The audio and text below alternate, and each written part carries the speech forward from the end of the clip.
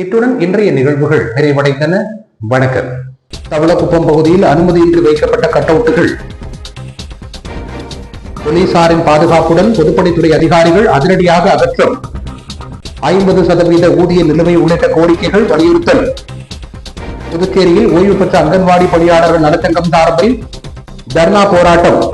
சர்வதேச ஒலிம்பிக் தின விழா மற்றும் பாரிஸ் நகரில் நடைபெற உள்ள ஒலிம்பிக் 2024 பங்கு பெற உள்ள இந்திய வீரர்களுக்கு ஊக்கமளிக்கும் வகையில் நடைபெற்ற சியர் ஃபார் இந்தியா நிகழ்ச்சி. முதலமைச்சர் ரங்கசாமி, சட்டப்பேரவைத் தலைவர் செல்வம் மற்றும் ஏராளமானோர் பங்கேற்பு.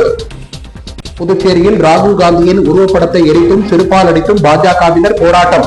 காங்கிரஸ் அலுவலகத்தை முற்றுகையிட சென்றவர்களை குண்டுகட்டாக போலீசார் தூக்கியதால் கடுமையான தள்ளுமுள்ளு. இனி விரிவான நிகழ்வுகள். தவளக்குப்பத்தில் அனுமதியின்றி வைக்கப்பட்டிருந்த கட்டவுட்டுகளை பொதுப்பணித்துறை அதிகாரிகள் மற்றும் ஊழியர்கள் போலீசாரின் பாதுகாப்புடன் அதிரடியாக அகற்றியதால் அப்பகுதியில் பரபரப்பு ஏற்பட்டது. தவளக்குப்பம் பகுதியில் அனுமதியின்றி வைக்கப்பட்ட கட்டவுட்டுகளை பொதுப்பணித்துறை அதிகாரிகள் மற்றும் ஊழியர்கள் தவளக்குப்பம் காவல்துறையினருடன் சென்று அகற்றும் பணியில் ஈடுபட்டனர்.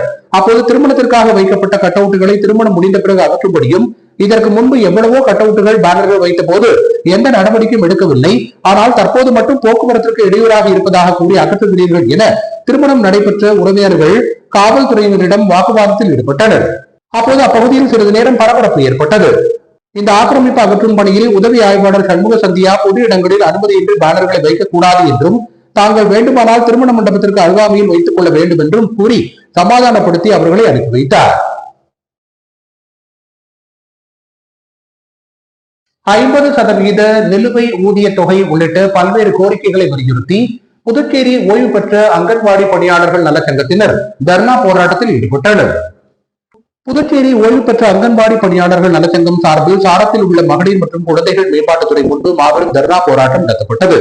மண்ணாங்கட்டி தலைமையில் நடைபெற்ற இந்த போராட்டத்தில் மரியன் உயிர் ஜெயசுந்தரி, சாந்தி என்கிற ராஜலட்சுமி, தேவிகா, ருக்மணி, ராஜலட்சுமி மற்றும் அரசு ஊழியர் சம்மேளனத்தை சேர்ந்த பிரேமதாசன், ரவிச்சந்திரன், ராதாகிருஷ்ணன், கிறிஸ்டோபர், செய்தி தொடர்பாளர் கலைமாமணி, டாக்டர் நமச்சிவாயம் உள்ளிட்டோர் கலந்து கொண்டனர். சட்டப்படி கிடைக்க வேண்டிய பணிக்கொடை மற்றும் 6வது ஊதியக்குடி பரிந்துரைப்படி அங்கன்வாடி உதவியாளர்களுக்கு வழங்கப்பட வேண்டிய 50% ஊதிய நிலுவை உள்ளிட்ட கோரிக்கைகளை வலியுறுத்தி இந்த போராட்டம் நடத்தப்பட்டது குறிப்பிடத்தக்கது. இந்த போராட்டத்தில் ஓய்வு பெற்ற அங்கன்வாடி ஊழியர்கள் பலர் கலந்து கொண்டனர்.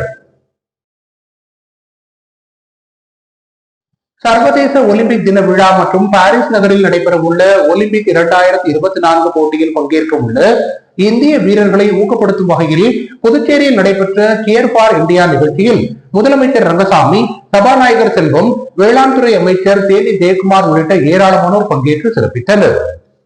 புதுச்சேரி ஒலிம்பிக் அசோசியேஷன் சார்பில் சர்வதேச ஒலிம்பிக் தின விழா மற்றும் பாரிஸ் நகரில் நடைபெற உள்ள ஒலிம்பிக் 2024 போட்டியில் பங்கு பெற உள்ள இந்திய வீரர்களுக்கு ஊக்கமளிக்கும் வகையில் சியர் ஃபார் இந்தியா என்ற நிகழ்ச்சி லாஸ்பேட்டை உள் விளையாட்டரங்கில் நடைபெற்றது. இந்நிகழ்ச்சியில் முதலமைச்சர் ரங்கசாமி, சட்டப்பேரவைத் தலைவர் செல்வம், புதுச்சேரி மாநில ஒலிம்பிக் அசோசியேஷன் தலைவரும் வேளாண் துறை அமைச்சருமான தேனி ஜெயக்குமார் ஆகியோர் சிறப்பு விருந்தினர்களாக கலந்து கொண்டு ஒலிம்பிக் சங்க கொடியை ஏற்றி வைத்து தேசிய அளவில் நடைபெற்ற போட்டிகளில் வெற்றி பெற்ற விளையாட்டு வீரர்களுக்கு பதக்கங்களையும் பாராட்டு சான்றிதழ்களையும் வழங்கி பாராட்டினர். இந்நிகழ்ச்சியில் ஒலிம்பிக் சங்க பொதுச் செயலாளர் தனசேகர் உள்ளிட்ட நிர்வாகிகள், விளையாட்டு வீரர்கள் திரளாக கலந்து கொண்டனர். தவளக்குப்பம் கால்நடை மருந்தகத்தில் நடைபெற்ற கறவை மாடுகளுக்கு மலட்டுத்தன்மை நீக்கும் முகாமில் ஏராளமான பசுமாடுகள் கலந்து கொண்டு பயனடைந்தன. புதுச்சேரி அரசின் கால்நடை பராமரிப்பு மற்றும் கால்நடை நலத்துறை மூலம் தவளக்குப்பம் கால்நடை மருந்தகத்தில் கறவை மாடுகளுக்கு ராஷ்டிரிய கோகுல் திட்டத்தின் கீழ் மலட்டுத்தன்மை நீக்கும் முகாம் நடைபெற்றது. இம்முகாமில் தவளக்குப்பம், இடையார்பாளையம், கொருக்குமேடு, தானாம்பாளையம் ஆகிய பகுதிகளைச் சேர்ந்த 45க்கும் மேற்பட்ட பசுமாடுகள் பங்கு பெற்றன. முகாமிற்கு அரியாங்குப்பம் கால்நடை மருத்துவர் மரியா தலைமை தாங்கினார். டாக்டர் சாந்தி முன்னிலை வகித்தார். முகாமில் கறவை மாடுகளுக்கான மலட்டுத்தன்மை நீக்கும் சிகிச்சை அளிக்கப்பட்டது. செயற்கை முறையில் கருவூட்டல் செய்யப்பட்ட மாடுகளுக்கு குடற்புழு மருந்து மற்றும் தாது உப்பு கலவை வழங்கப்பட்டது. இதற்கான ஏற்பாடுகளை கால்நடை மருத்துவ ஊழியர்கள் சுரேஷ், சாந்தி ஆகியோர் சிறப்பாக செய்திருந்தனர். ரெட்டியார்பாளையம் கழிவுநீர் வாய்க்கால் விஷவாயு கசிவு சம்பவம் போல் நடைபெறாமல் இருக்க புதுச்சேரி நகர பகுதிகளில் உள்ள கழிவுநீர் வாய்க்கால்களை போர்க்கால அடிப்படையில் சீரமைக்க வேண்டும் என மறைந்த முன்னாள் அமைச்சர் கண்ணனின் மகன் விக்னேஷ் கண்ணன் அரசுக்கு கோரிக்கை விடுத்துள்ளார். மறைந்த முன்னாள் அமைச்சர் கண்ணனின் மகன் விக்னேஷ் கண்ணன் அறிக்கை ஒன்றை வெளியிட்டுள்ளார். அதில் புதுச்சேரியில் கழிவுநீர் வாய்க்காலில் விஷவாயு கசிதலும் அடைப்பால் கழிவுநீர் வடிந்தோடி சுகாதார சீர்கேடு விளைவிக்கும் நிகழ்வும் இன்னமும் தொடர் நிகழ்வாகவே இருந்து வருவது மிகவும் வெட்கக்கேடான வேதனையான விஷயம் என்றும், ரெட்டியார்பாளையம் புதுநகர் பகுதிகளை தொடர்ந்து தற்போது ஸ்மார்ட் சிட்டியின் மையப்பகுதியான செட்டித்தெரு போன்ற பிரதான வீதிகளிலும் கால்வாய் அடைப்பினால் மேன்ஹோல் வழியே துர்நாற்றத்துடன் கூடிய அர்த்தமான கழிவுநீர் பீரிட்டு வழிந்தோடி பொதுமக்களுக்கு மிகுந்த இன்னல்கள் உண்டாக்குவதோடு பள்ளி செல்லும் மாணவ மாணவியர்களுக்கும் சுகாதார கேடு விளைவிக்கின்ற மோசமான சூழ்நிலையில் நிலவி வருவதாகவும், மேலும் புதுச்சேரிக்கு வரும் சுற்றுலா பயணிகளையும் முகம் குளிக்க வைக்கிறது என்றும், பொதுப்பணித்துறையின் அதிகாரிகளின் முறையான தொடர் கண்காணிப்பு இல்லாத நிலையும் அலட்சிய போக்குமே இதுபோன்ற விளைவுகளுக்கும் விபத்துகளுக்கும் முக்கிய காரணம் என குறிப்பிட்டுள்ளார். மேலும் பொதுப்பணித்துறையின் இந்த மெத்தன போக்கால் இன்னும் எவ்வளவு உயிர் சேதம் சுகாதார கேடு விளைவிக்கும் அபாயத்திற்குள்ளாக போகிறது என தெரியவில்லை என்றும், எனவே புதுச்சேரி வாழ் மக்களையும் சிறார்களையும் மாணவ மாணவியர்களையும் சுகாதார சீர்கேட்டிலிருந்து விரைந்து காத்திட அரசு இயந்திரங்கள் போர்க்கால அடிப்படையில் முடுக்கிவிட்டு செயலாற்ற துரித நடவடிக்கை எடுக்க வேண்டும் என பொதுமக்கள் சார்பில் இந்த அரசினை கேட்டுக்கொள்வதாக குறிப்பிட்டுள்ளார். காரைக்காலில் 46 பயனாளிகளுக்கு பால் கறவை இயந்திரத்தை அமைச்சர் திருமுருகன் வழங்கினார். காரைக்கால் மாவட்டத்தில் உள்ள பால் உற்பத்தியாளர்களுக்கு இலவசமாக பால் கறவை இயந்திரம் வழங்கும் நிகழ்ச்சி மதகடியில் உள்ள கால்நடை பராமரிப்புத்துறை தலைமை அலுவலகத்தில் நடைபெற்றது.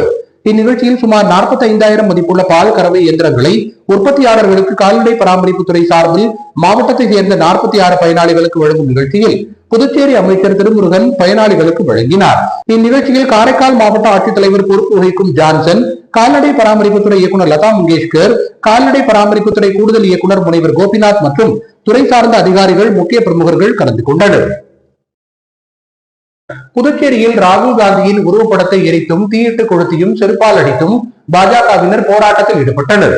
போராட்டத்தின் தொடர்ச்சியாக அவர்கள் காங்கிரஸ் கட்சியின் தலைமை அலுவலகத்தை முற்றுகையிட முயன்ற போது போலீசார் அவர்களை குண்டுக்கட்டாக தூக்கியதால் பெரும் பரபரப்பு ஏற்பட்டது.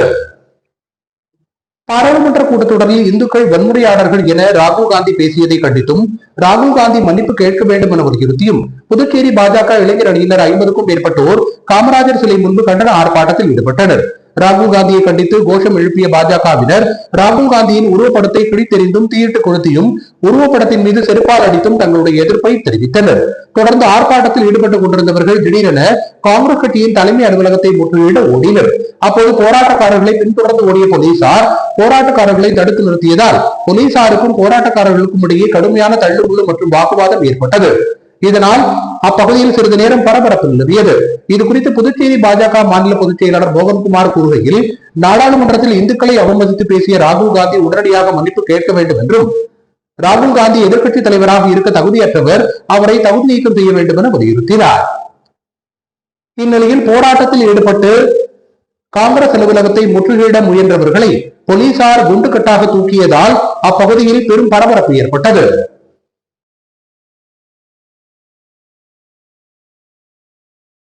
அரியாங்குப்பம் தொகுதியை சேர்ந்த பயனாளிகளுக்கு பால் கறவை இயந்திரத்தை தொகுதியின் சட்டமன்ற உறுப்பினர் பாஸ்கர் இந்த தட்சிணாமூர்த்தி வழங்கினார். அரியாங்குப்பம் தொகுதியில் உள்ள பயனாளிகளுக்கு பால் கறவை இயந்திரம், பசுமாடு வளர்க்க உதவித்தொகை, ஆடு வளர்க்க மானியம் கால்நடை துறை சார்பில் அரியாங்குப்பம் தொகுதியின் சட்டமன்ற உறுப்பினர் பாஸ்கர் என்ற தட்சிணாமூர்த்தி பரிந்துரையிலும் பொதுமக்களுக்கு அரியாங்குப்பம் கால்நடை மருத்துவமனையில் வழங்கப்பட்டது. இந்நிகழ்ச்சியில் சட்டமன்ற உறுப்பினர் பாஸ்கர் என்ற தட்சிணாமூர்த்தி தலைமை தாங்கி பயனாளிகளுக்கு மானியங்களை வழங்கினார். மேலும் இந்நிகழ்ச்சியில் கால்நடைத்துறை இயக்குநர் லதா மங்கேஷ்கர், அரியாங்குப்பம் கால்நடை மருத்துவர் மரியா மற்றும் என்ஆர் காங்கிரஸ் கட்சி நிர்வாகிகள் மற்றும் பொதுமக்கள் கலந்து கொண்டனர். காரைக்கால் அம்மையார் மாங்கனி திருவிழாவில் நடைபெற்ற லாலாக்கா இட்லிக்கடை எனும் நாடகத்தினை புதுச்சேரி மாநில பாஜக துணைத் தலைவரும் தொழிலதிபருமான GNS ராஜசேகரன் துவக்கி வைத்தார். காரைக்காலில் புகழ்பெற்ற காரைக்கால் அம்மையார் மாங்கனி திருவிழா கடந்த மாதம் 21ஆம் தேதி வெகு விமரிசையாக நடைபெற்றது. அதன் தொடர்ச்சியாக ஒரு மாத காலத்திற்கு அம்மையார் கலையரங்கில் பல்வேறு கலை நிகழ்ச்சிகள் நடத்தப்படுவது வழக்கம். இந்நிலையில் லாலாக்கா இட்லி கடை என்ற பெயரில் கலைமாமணி நந்தகுமாரின் இயக்கத்தில் நடைபெற்ற நாடகத்தை புதுச்சேரி மாநில பாஜக துணைத் தலைவரும் பிரபல தொழிலதிபருமான GNS ராஜசேகரன் வாழ்த்துறை வழங்கி துவக்கி வைத்தார். நாடகத்தில் பங்கு பெறும் அனைத்து கலைஞர்களையும் சால்வை அணிவித்து நினைவு பரிசு வழங்கி வாழ்த்து தெரிவித்தார். நிகழ்ச்சியில் கலைக்காவலர் காரை சுப்பையா உள்ளிட்ட ஏராளமான ரசிகர்கள் கலந்து கொண்டு நாடக நிகழ்ச்சியை கண்டுகளித்தனர். இத்துடன் இன்றைய நிகழ்வுகள் நிறைவடைந்தன. வணக்கம்.